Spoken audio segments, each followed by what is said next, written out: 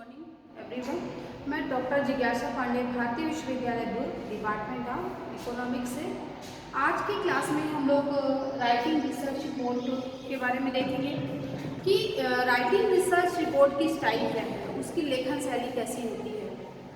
शोधकर्ताओं को लिखने तथा विवरणों के प्रस्तुतिकरण की शैली एवं कला का ज्ञान होना चाहिए। किनको? शोधकर्ताओं को। शैली केवल निरंतर अभ्यास और अध्ययन के द्वारा ही विकसित होती है। फिर भी किसी भी क्षेत्र में लेखक के लिए शुद्ध पांडुलिपि का प्रयोग करते समय प्रत्येक शब्द तथा वाक्य के प्रयोग के प्रति ध्यान देना आवश्यक होता है। भाषा के प्रकांड विद्वानों तथा अनुभवी लेखकों द्वारा इस विषय में सहायता वांछनीय है, यानी सहायता के लिए सहायता दिया जाना चाहिए। शोध अध्ययन को लिखते समय कुछ सुझाव है जिनका पालन हम सबको करना चाहिए, शोधकर्ताओं को करना चाहिए। शोध अध्ययन हमें किस शैली में लिखना चाहिए, किस प्रकार से लिखना चाहिए। शोधकर्ताओं को जैसे मैंने बताया कि कुछ सुझाव उनका पालन करना चाहिए। तो जैसा पहला है कि हमारा शोध प्रबंध अथवा शोध विवरण जो होता है उच्च स्तरीय अंग्रेजी भाषा अथवा अन्य किसी भाषा में जो विश्वविद्यालय के द्वारा मान्य हो उसमें लिखा जाना चाहिए। शोधकर्ताओं को लिखते समय मतलब भाषा सरल होनी चाहिए, उचित होनी चाहिए और प्रभावशाली होनी चाहिए। हमारे किसी राइटिंग रिसर्च रिपोर्ट की भाषा सरल होनी चाहिए, उचित और प्रभावशाली होना चाहिए। उनकी अभिव्यक्ति की शैली विद्वतापूर्ण, रचनात्मक, वस्तुनिष्ठ, संक्षिप्त और स्पष्ट होना चाहिए। विचारों का विकास तर्क संगत तथा प्रस्तुतिकरण विधि पूर्वक होना चाहिए। गहन विचारों तक की व्यवस्था भी सरल भाषा और लघु समुचित वाक्यों से भलीभांत होना चाहिए। शब्दों की प्रस्तुति गरिमापूर्ण होना चाहिए और स्पष्ट हो। नीरस तथा रूढ़ी वाली भाषा का उपयोग, शब्दों का उपयोग नहीं होना चाहिए और अपनी अभिव्यक्ति में विभिन्नता भी नहीं होनी चाहिए। यानी राइटिंग रिसर्च रिपोर्ट लिखते समय हमें अपनी भाषा पे बहुत ज़्यादा ध्यान देना चाहिए। किसी भी प्रकार के प्रोत्साहन अथवा प्रलोभन का तत्व उसमें सम्मिलित नहीं करना चाहिए, क्योंकि प्रारंभिक ध्येय वस्तुनिष्ठता है। प्रारंभिक उद्देश्य क्या है हमारा? वस्तुनिष्ठता। शोध विवरणों में विश्वास उत्पन्न करने अथवा जागरूक करने के स्थान पर अपेक्षाकृत व्याख्या तथा वर्णन करने का प्रयास करना चाहिए। वस्तुनिष्ठता के हित में विषय का जो विवरण है वह सामान्यतः अन्य पुरुष अथवा कर्म प्रधान वाक्यों में होना चाहिए।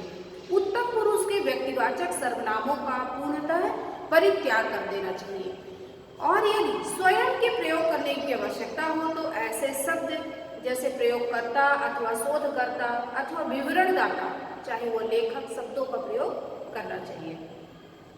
सामान्यतः भूतकाल में विवरण देना ही उत्तम होगा जब तक कि कोई तथ्य वर्तमान परिस्थिति से संबंधित ना हो अथवा उन तथ्यों के आधार पर कोई भविष्य संबंधी टिप्पणी ना हो। काल से संबंधित क्रम का पूर्णतः ध्यान रखना चाहिए। राइटिंग रिसर्च रिपोर्ट लिखते समय शब्दों के सही उपयोग के सामान्य नियमों का पालन करना चाहिए। वर्तनी हो गया, संक्षिप्त संकेत हो गए, बड़े अक्षरों को लिखने की शैली है, संकेत बिंदु है, शब्दों का विभाजन अथवा मिलन इत्यादि के संबंध में प्रमाणीकृत अभ्यासों का ध्यान रखना चाहिए। एक अच्छे शब्दकोश, व्याकरण की पुस्तक तथा शैली संबंधी पुस्तिका का प्रयोग, शुद्ध वर्तनी, अक्षरात्मक व्यवहार, व्याकरण के अनुसार वाक्य का निर्माण, समुचित प्रयोग और शब्दों तथा अभिव्यक्तियों में परिवर्तनों के लिए जो वांछनीय हो, इन सब का प्रयोग करना चाहिए।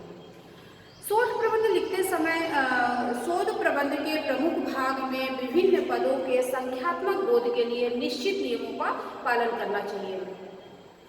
लिखित विवरण का कुछ अशुद्ध निवारण सावधानी पूर्वक होना चाहिए, जिससे कि प्रस्तुत शोधकार अशुद्धियों और भूल चूक से मुक्त रहे। शोध प्रबंध लिखने की प्रमाणीकृत तकनीकी के संबंध में हस्तलिपि निर्मित करते समय सावधानी रखनी चाहिए।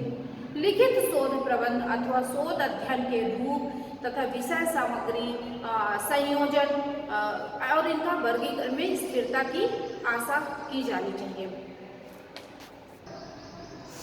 नेक्स्ट पॉइंट हमारा आ रहा है ethics of writing research report, यानी हमें शोध प्रबंध की आचार संहिता कैसे कैसे होनी चाहिए। शोध लेखन की आचार संहिता भी होती है, यानी शोध प्रबंध लिखते समय हमें कुछ नियमों का पालन भी करना पड़ता है। निम्नलिखित तथ्यों का उस पर ध्यान देना चाहिए। जैसे हो गया कि शोध लेखन में किसी व्यक्ति विशेष का नाम उल्लेख नहीं किया जाना चाहिए।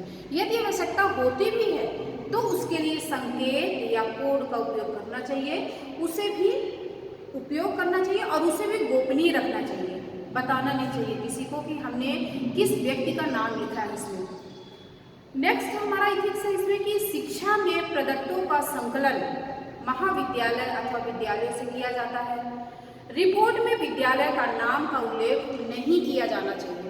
रिपोर्ट में हम जिस विद्यालय से डाटा का संकलन कर रहे हैं अथवा महाविद्यालय से डाटा का संकलन कर रहे हैं उसका उल्लेख हमारे उसमें नहीं किया जाना चाहिए। यदि आवश्यकता हो तो भी उसे संकेत या कोड के नाम कोड में व्यक्त किया जाना चाहिए और उसे भी गोपनीय रखना चाहिए। शोध में प्रश्नावली, रेटिंग स्केल और अनुमापनी आदि शिक्षकों, छात्रों और अन्य व्यक्तियों से भरवाया जाना चाहिए तथा आवश्यकता होने पर इन व्यक्तियों का निरीक्षण तथा साक्षात्कार लिया जाना चाहिए। इस परिस्थिति में, ऐसी कंडीशन में किसी के नाम का उल्लेख इसमें नहीं किया जाना चाहिए। इसमें सूचना देने वाले का न तो नाम और न ही विद्यालय का नाम का उल्लेख करना चाहिए। अगला इथिक्स है कि शोध प्रक्रिया में प्रदत्तों के संकलन के सभी प्रकार के आलेखों को गोपनीय रखा जाता है।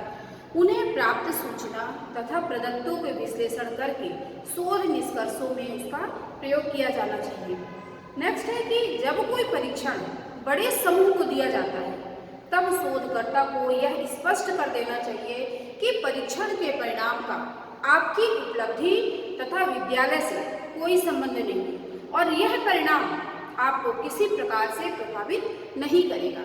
आपके उत्तरों को अति गोपनीय रखा जाएगा तथा इनका शोध आलेख में कहीं भी उल्लेख नहीं किया जाएगा। आपके उत्तरों का उपयोग शोध निष्कर्षों के लिए ही किया जाएगा। आपके उत्तरों का उपयोग शोध निष्कर्षों के लिए ही किया जाएगा। नेक्स्ट इथिक्स हमारा कि साक्षात्कार, प्रश्नावली, रेटिंग आदि के भरवाने में भी प्राचार्य, शिक्षक और छात्र के नाम को देने के लिए बाध्य नहीं करना चाहिए, तभी वह शुद्ध सूचनाओं को भर सकेंगे। प्रत्येक के लिए संकेत भाषा का उपयोग करना चाहिए। इन्हें यह भी बता देना चाहिए कि इस सूचना का आप पर कोई प्रभाव नहीं पड़ेगा। इस सूचना का आप पर कोई प्रभाव नहीं पड़ेगा। इनका उपयोग शोध निष्कर्षों में किया जाएगा और इन्हें भी गोपनीय रखा जाएगा। शोध की एकल अध्ययन विधि में भी संकेत भाषा को महत्व दिया जाता है। आज की क्लास हमारे राइटिंग रिसर्च रिपोर्ट के ये पॉइंट्स हमारे कंप्लीट हुए। कल की क्लास में हम नेक्स्ट टॉपिक में चर्चा करेंगे।